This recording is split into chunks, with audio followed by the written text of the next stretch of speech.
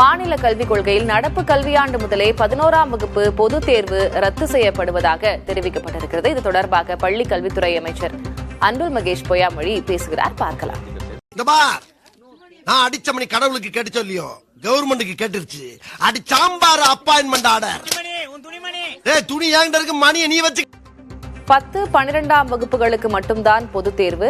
11ஆம் வகுப்பு பொதுத் தேர்வு இந்த கல்வியாண்டு முதலே ரத்து செய்யப்படும் என்று தற்போது வெளியிடப்பட்டிருக்கக்கூடிய மாநில கல்விக் கொள்கையில் குறிப்பிடப்பட்டிருக்கிறது. அது தொடர்பாகத்தான் பள்ளி கல்வித்துறை அமைச்சர் அன்பில் மகேஷ் பொய்யாமொழி பேசியிருக்கிறார். 8ஆம் வகுப்பு வரை கட்டாய தேர்ச்சி முறை தொடரும் என்றும் மாநில கல்விக் கொள்கையில் அறிவிக்கப்பட்டிருக்கிறது. தமிழ்நாட்டில் இருமொழி கொள்கையே தொடரும், மும்மொழி கொள்கை தமிழ்நாட்டிற்கு வேண்டாம் என்பதில் நாங்கள் உறுதியாக இருக்கிறோம் என்பதனையும் பள்ளிக் கல்வித்துறை அமைச்சர் அன்பில் மகேஷ் பொய்யாமொழி செய்தியாளர்களிடம் தெரிவித்திருக்கிறார்.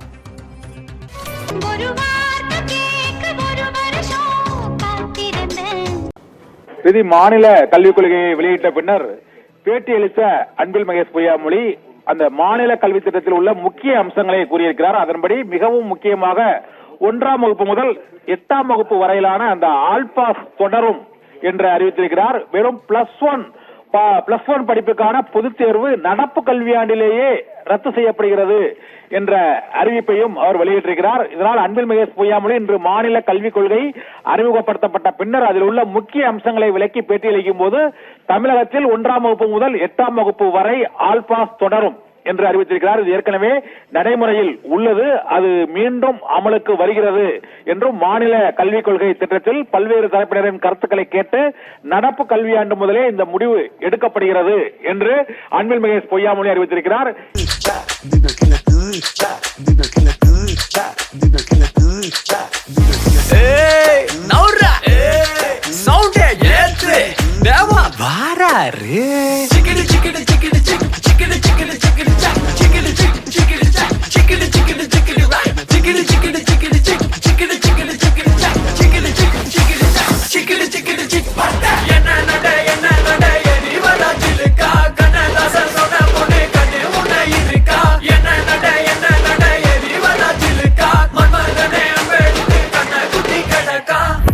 ஏங்க சத்தியமா நான் உங்களெல்லாம் ரொம்ப மிஸ் பண்றேங்க.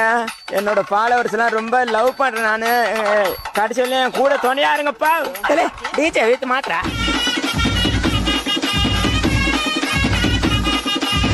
சாங் எப்படி இருக்குன்னு பார்த்துட்டு எல்லாரும் கமெண்ட் பண்ணுங்கய்யா.